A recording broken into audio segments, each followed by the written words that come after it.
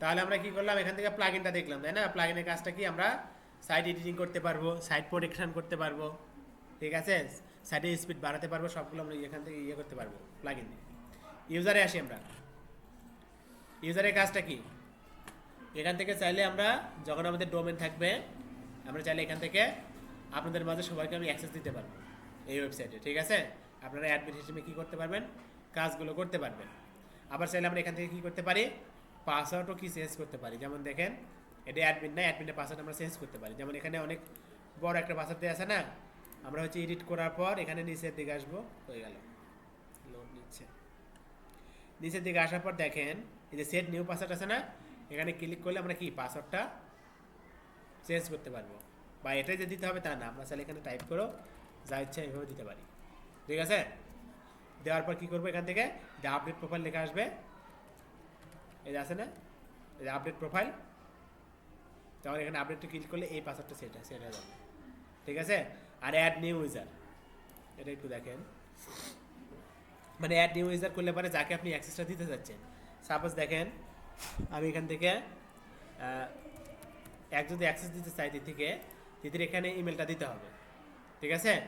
দেওয়ার পর এখানে ফার্স্ট নেম লাস্ট নেম দরকার নাই, সরাসরি কী করবো, এখান থেকে পাসওয়ার্ডটা সেট করে এখান থেকে সাবস্ক্রাইবার আছে না, এখানে বিভিন্ন রকম রোল আছে, তাকে আমি কোন ইউজারটা দিতে চাচ্ছি, কন্ট্রিবিউটর আছে, অথার আছে, এডিটর আছে, অ্যাডমিনিস্ট্রেটর আছে, ঠিক আছে? অ্যাডমিনিস্ট্রেটর মানে সে ওয়েবসাইটে ফুল মানে কাজগুলো করতে পারবে। আর এডিটর বলতে ওই সাইটটা শুধু কি করতে পারে, কোনো রকম খালি এডিট করতে পারে স্পেসিফিক কিছু, ঠিক আছে? আর অথর, অথর মানে হ্যাঁ, অথর মানে কি বোঝায়, যে পোস্ট সব দেখেন না অথর নাকি ওরকম কোনো কিছু। আচ্ছা, কন্ট্রিবিউটর আছে, সাবস্ক্রাইবার, সাবস্ক্রাইব বলতে সে হচ্ছে একজন ইউজার হিসেবে থাকলো, মানে বিভিন্ন সব ওয়েবসাইটে দেখেন না কি বলে ফর্ম থাকে, ফর্মে যেমন সে হেল্প নিতে চায় ওটা সাবস্ক্রাইবার হিসেবে আসে, বুঝা গেছে? তারপর হচ্ছে প্রোফাইল,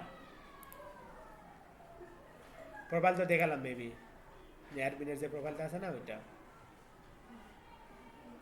এই যেটা টুলস, এই টুলসের মধ্যে কী কী থাকে দেখেন, অ্যাভেলেবল টুলস, এটা ক্যাটাগরি অ্যান্ড ট্যাগ কনভার্টার, এখানে কি আছে, ক্যাটাগরি এবং ট্যাগগুলো থাকে। convert, if you want to convert your your category to tag or vice versa, use the categories, ঠিক আছে? এটা কনভার্ট করা যায়, এটা আমাদের হতে যায়। এখান থেকে হচ্ছে ইম্পোর্ট এবং এক্সপোর্ট আছে না, এখান থেকে আমরা নর্মালি ফ্রিতে ইম্পোর্ট এবং এক্সপোর্ট করতে পারবো, কিন্তু এটা আমাদের সম্পূর্ণ ওয়েবসাইটে কি এক্সপোর্টটা হয় না। সাইট হেলথ, এখান থেকে আমাদের সাইটের হেলথ মানে সাইটটা কেমন আছে, ভালো আছে না কি আছে, এটা আমরা কি এখান থেকে আমরা ইমপ্রুভমেন্ট করতে পারবো। যেমন দেখেন এখানে বলে দিচ্ছে যে ক্রিটিক্যাল ইস্যু, মানে ক্রিটিক্যাল ইস্যু বলতেছে one or more module are missing, মানে এখান থেকে আমার হচ্ছে পিএসপি দেখেন কী কী জিনিসগুলো আমার নাই এখানে সেগুলোও বলে দিতেছে। যেমন পিএসপিতে মডিউল ইমেজিক এটা নাই, মডিউল জিপ এটা নাই, মডিউল জিডি এটা নাই, মডিউল আইএনটিএল এটা নাই, ঠিক আছে? তারপর could not reach word page, এই জিনিসগুলো আমাদের এখানে লোকাল হোস্টে নাই, আমাদের এটা যখন সি প্যানেলে যাবো না তখন এসব আমরা সব কিছু করতে পারবো। লোকাল হোস্টও আমরা ইনস্টল করতে পারবো আমাদের লোকাল মেশিনে পিএসপিগুলো, সেটা কোনো না। তারপর বলছে কি page case is not and the server response, মানে এখানে আমাদের বলতেছে যে আমাদের সাইটের যে স্পিডটা, আমাদের একটা সার্ভারের পেজ ক্যাশিংটা কেমন, এই জিনিসগুলো নিয়ে আমাদের কাজগুলো করতে হবে। ক্যাশ কন্ট্রোল আছে, ঠিক আছে? ওগুলো আমরা আস্তে আস্তে দেখব। তারপর বলছে যে 5 রেকমেন্ডেড ইমপ্রুভমেন্ট, মানে আমাদের এখানে 5টা জিনিস ওরা ইমপ্রুভমেন্ট করতে বলতেছে। কী কে, you should remove inactive plugin, মানে যেগুলো আমাদের প্লাগইন দরকার নাই সেগুলো আমরা কী করে রাখবো, ডিলিট করে দিব, ঠিক আছে? You should remove inactive theme, যেগুলো থিম আমার দরকার নাই, আমাদের থিম তো একটা দরকার তাই না, আর বাদ বাকি থিমগুলো কি ডিলিট করে দেবো। আউটডেটেড এসকিউএল সার্ভার, ঠিক আছে? মানে আমাদের যে ভার্সন এসকিউএল সার্ভার মারিয়ে দিবি, এটা কত, এটা আমাদের আউটডেটেড দেখাচ্ছে, এটা আমরা আপডেট ভার্সনটা রাখতে পারি। Background update may not be working properly, ঠিক আছে? এর বলছে your installation of water does not FTP credential perform, এগুলো যা যা দেখাচ্ছে না, যখন আমরা সি প্ল্যানে কাজ করবো এগুলো অত প্রবলেম দেখাবে না, আমাদের লোকাল মেশিনে সবগুলো নাই, যার কারণে এরকম দেখাচ্ছে। তারপর your website does not HTTPS, মানে আমাদের ওয়েবসাইটটা কি সিকিউর না আনসিকিউর এটা বলতেছে, ঠিক আছে?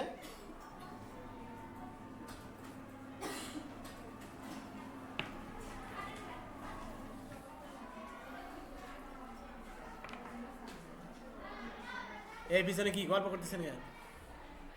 কি হয়েছে? হুম, কেউ গল্প কেন?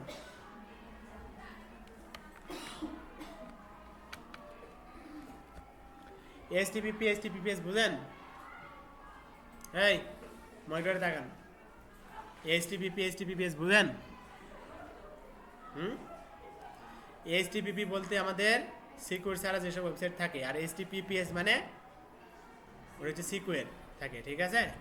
যেমন দেখেন আমাদের এই ওয়েবসাইটে কী আছে, এখানে কানেকশন সিকিউর আছে না? আবার অন্য একটা যেগুলো ওয়েবসাইটে শুধু এইচটিপিপি থাকে সেগুলো এখানে দেখা যাবে যে ইটস নট সিকিউর, মানে এসএসএলটা ইনস্টল নাই। তো এগুলো আমাদের যখন আমরা ডোমেন হোস্টিং নিয়ে কাজ করবো তখন ওগুলোতে মনে করেন এই সবগুলো এগুলো থাকে, ঠিক আছে? মানে এসএসএলটা ইনস্টল ওরা হচ্ছে প্যাকেজের উপর ডিপেন্ড করে ওরা ইনস্টল করে রাখে। তারপরে export personal data, eraser personal data, theme file editor, plugin editor, এখান থেকে আমরা থিম ফাইল এডিট করতে পারবো, প্লাগ ইনও এডিট করতে পারবো, ঠিক আছে? আর সেটিং থেকে জেনারেল আমরা আসি।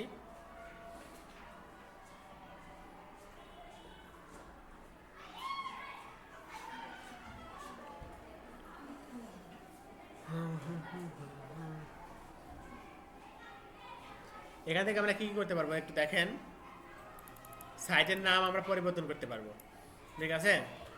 আমরা দিতে পারি যে হার পাওয়ার টেস্ট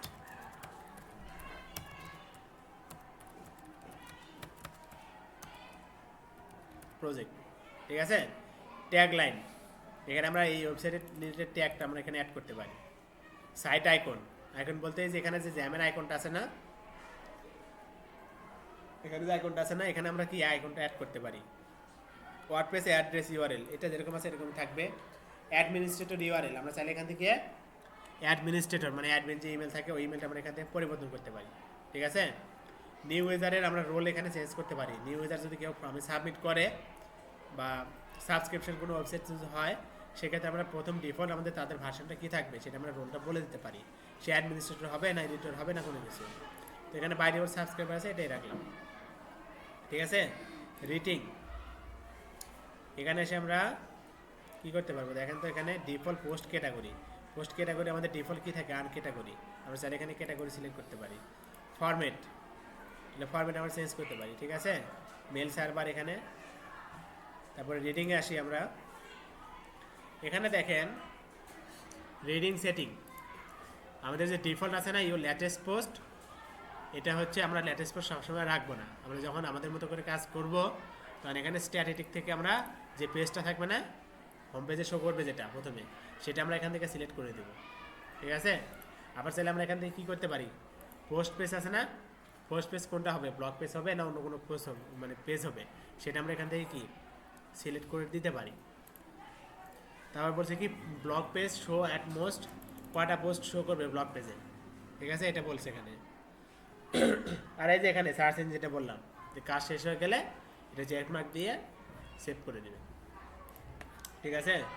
তারপর যে ডিসক্রিপশন, ডিফল্ট পোস্ট সেটিং, এগুলো হচ্ছে পোস্টের সব সেটিংগুলো, এগুলো একটু দেখবেন ঘাটাঘাটি করবেন তাহলে বুঝতে পারবেন। তারপর হচ্ছে মিডিয়া, এখানে দেখেন মিডিয়াতে যে থামের সাইজ কেমন হবে সেগুলো এখান থেকে বলে দিছে। মিডিয়াম সাইজের সাইজ কেমন হবে মানে ইমেজের সাইজগুলো, ঠিক আছে? লার্জ সাইজগুলো কেমন হবে সেগুলো এখানে বলে দিছে। পারমালিঙ্ক, এটা একটু ইম্পর্টেন্ট, দেখেন ভালোভাবে ফলো করেন। পারমালিঙ্কটা কি এখানে বলে দিছে কি ডে অ্যান্ড নেম, তাই না? আমরা যখন কোনো কিছুতে পোস্টে ক্লিক করি এখানে কি আছে একটু দেখেন তো, এখানে যে এরকম আসতেছে না ডে বা নেম বা এরকম আসতেছে না, এরকম আসলে আমাদের কি লাগে জিনিসগুলো এসেও করতে বা কোনো কিছু করতে সমস্যা, যার কারণে আমরা এটা এরকমভাবে রাখবো না।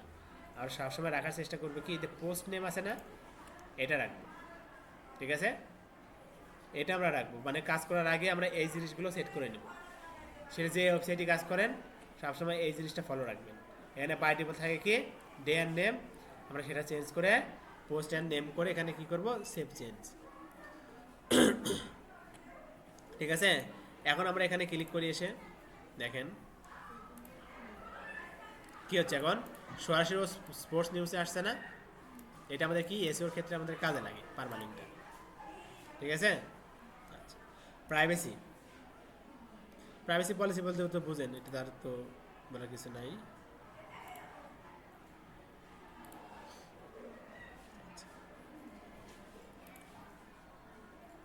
এতটুকু কি বুঝতে পারছেন সবাই?